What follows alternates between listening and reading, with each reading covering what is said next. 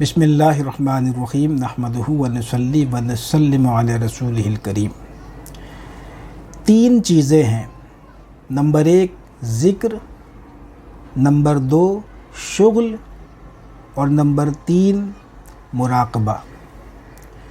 ذکر کہتے ہیں زبان کے فعل کو، جیسے تلاوت قرآن پاک کرنا، اوراد و وظائف پڑھنا، 5 وقتہ نمازوں کے بعد، صبح و شام کے ادعیہ معصورہ، درود شریف کی کثرت، استغفار، جو اذکار اوراد و وظائف ہم زبان سے کرتے ہیں اس کو ذکر کہا جاتا ہے۔ اور ایک ہے شغل۔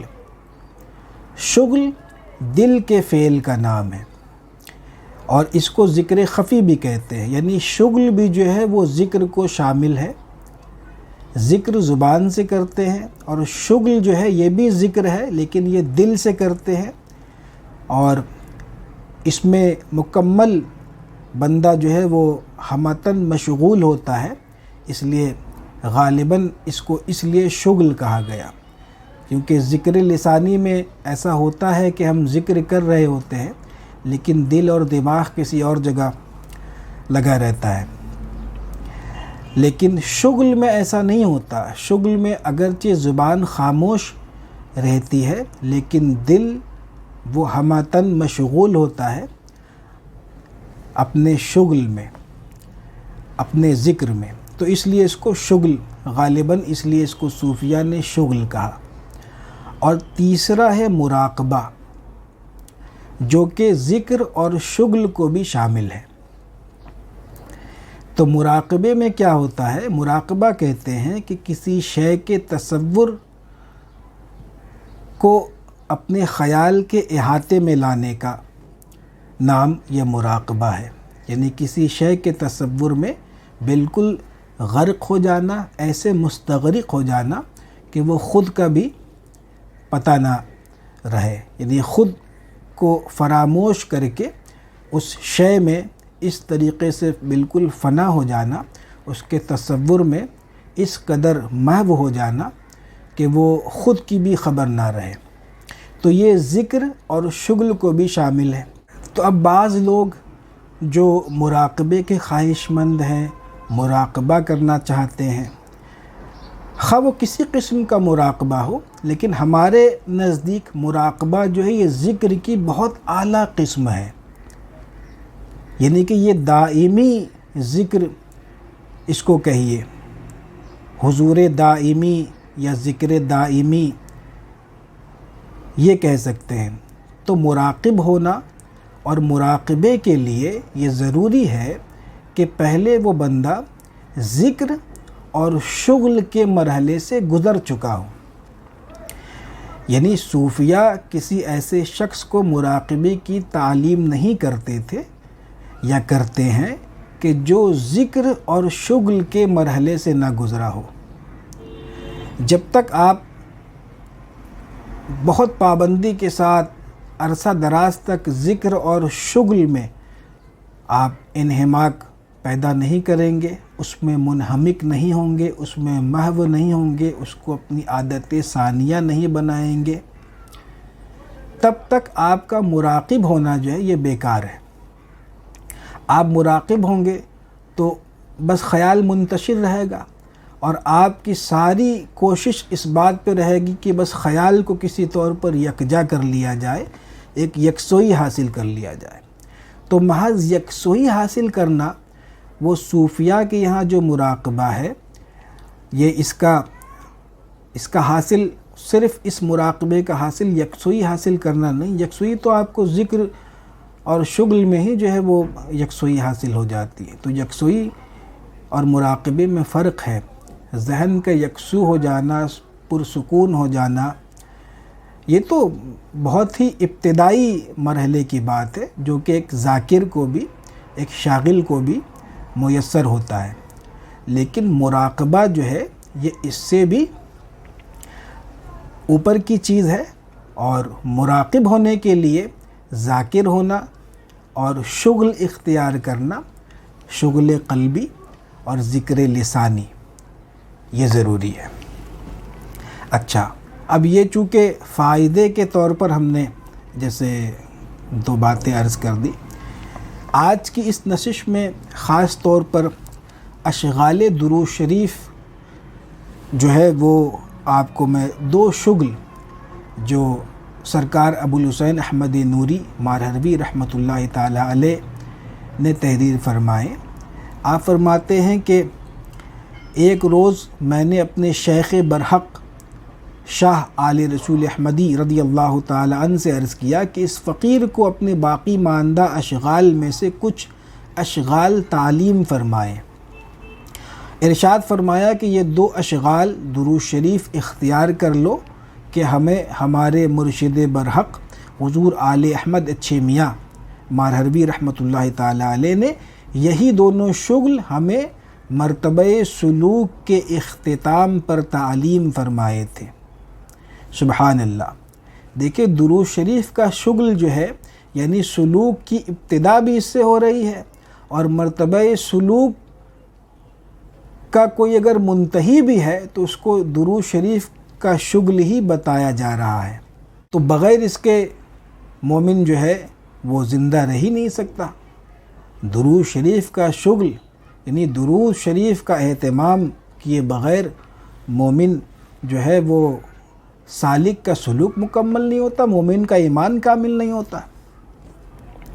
تو سبحان اللہ، ابتدائے سلوک بھی درود سے، اور کوئی منتہی ہو گیا سلوک کا تو اس کو بھی درود شریف کی تلقین کی جا رہی ہے۔ تو اب یہاں پہ حضرت نے 2 شغل فرمائے ہیں، تو فرمایا کہ ان میں اول ہے اللہم صلی علی محمد و آلہ، یعنی پہلا شغل ہے اللہم صلی علی محمد و آلہ۔ تو فرمایا کہ اس کے 2 جز ہیں، معطوف اور معطوف علیہ۔ معطوف یعنی و آلہ اور معطوف علیہ یعنی اللہم صلی علی محمد۔ تو فرماتے ہیں کہ پہلے جز کو یعنی اللہم صلی علی محمد کو نیلوفری سے مدوری تک کھینچ کر لے جائے۔ اب نیلوفری کیا ہے اور مدوری کیا ہے؟ تو دیکھیے صوفیہ کی اصطلاحیں اتنی خوبصورت اور ایسے ریلیونٹ ہوتے ہیں کہ اگر اس میں آپ غور کریں گے تو ان کی ذہانت اور ان کی روحانیت کا اندازہ بخوبی لگایا جا سکتا ہے۔ نیلوفری سے مراد ہے ناف۔ ناف کو قلب نیلوفری کہتے ہیں، یہ ایک اصطلاح ہے، اس کو یاد رکھیے گا، کام آئے گا۔ قلب نیلوفری سے اس کو کھینچ کر مدوری تک لے جانا ہے۔ اب دیکھیں ناف کی جو شکل ہوتی ہے وہ نیلوفر کے پھول کے جیسا اس کی شکل ہے، تو اس کو قلب نیلوفری کہنا یہ ایک کمال، مطلب کہ ایک جمالیاتی شعور کا ایک جیسے نمونہ ہے صوفیہ کے یہاں۔ اس کو ناف کو قلب نیلوفری فرمایا، تو کہتے کہ نیلوفری سے مدوری تک کھینچ کر لے جائے۔ مدوری کیا ہے؟ مدوری جو ہے وہ دماغ ہے، دماغ کی شکل جو ہے مطلب مدور ہوتی ہے نا، اوول شیپ کا، تو وہ جو ہے دماغ کو فرمایا مدوری اور ناف کو فرمایا نیلوفری۔ تو اللہم صلی علی محمد یعنی ناف سے اللہم صلی علی محمد یہ کھینچ کر کے قلب مدوری تک یعنی کہ دماغ تک لے جانا ہے۔ ناف سے کھینچ کر کے اللہم صلی علی محمد یعنی کہ دماغ کے گنبد کے اندر میں نا محمدین کو کی گونج جیسے ہونی چاہیے۔ پھر اس کے بعد فرماتے ہیں کہ کھینچ کر لے جاؤ اور دوسرے جز و آلہ کو قلب صنوبری پر ضرب خفی لگاؤ۔ قلب صنوبری کیا ہے؟ وہی قلب جو معروف ہم جانتے ہیں، جو بائیں پستان کے نیچے 2 انگل نیچے ہے، اس کو قلب صنوبری کہتے ہیں۔ یہ مخروطی شیپ کا ہوتا ہے، مخروطی شکل کا ہوتا ہے، اس لیے اس کو صنوبری کہتے ہیں۔ کتنا ریلیونٹ، کتنا خوبصورت۔ دیکھیں ناف کو فرمایا قلب نیلوفری، دماغ کو مدوری اور اس کو قلب صنوبری۔ تو اللہم صلی علی محمد و آلہ، اب اس طریقے سے نہیں بلکہ بس تصور میں ذکر خفی کے طور پر اس کو کرنا ہے کہ اگر کوئی آپ کو دیکھے بھی تو وہ آپ مطلب کہ یہ اس کو اندازہ نہ ہو سکے کہ آپ اس طریقے سے بھی کوئی جیسے اشارے میں ذکر خفی کر رہے ہیں، بلکہ کوئی اشارہ بھی اس طریقے سے نہیں کرنا، یہ تو میں نے جیسے سمجھانے کے لیے کر کے بتایا ہے۔ اور دوسرا جو شغل ہے وہ یہ ہے کہ 3 دائرے بنانے ہیں اور دائرے کے اندر اللہ لکھا ہوگا اور اس کے دائرے کے باہر میں صلی علی محمد و آلہ، تو ایسے 3 دائرے بنیں گے۔ فرماتے ہیں کہ دوسرا شغل یہ ہے کہ اپنے دل میں دائرہ کی شکل میں قلم تصور سے 3 سفید نورانی نشانات قائم کریں، وہ اس طرح ہوں گے۔ قلب صنوبری پر، ٹھیک ہے نا، قلب صنوبری پر 3 نشانات سفید نورانی نشانات قائم کریں۔ اب سفید نورانی نشانات سے کیا سمجھیں آپ؟ تو سفید نورانی نشانات کو بہت آسان ہے، اس کو آپ چاندی کا رنگ سمجھیے، ٹھیک ہے نا، چاندی کے رنگ سے یا چاندی کے پانی سے قلم تصور میں اپنے قلب صنوبری پر یہ 3 شکلیں بنانے کی کوشش کریں، اور جب یہ شکل بن جائے تو پھر فرماتے ہیں کہ نشانات قائم کرے اور اسے اپنی نگاہوں میں اس طرح رکھے کہ گویا نمایاں طور پر دیکھ رہا ہے۔ تو یہ شغل بھی شغل اول کے ساتھ یہ دوسرا شغل بھی، اس کو بھی کریں، چاہے تو دونوں اکٹھے کریں یا الگ الگ۔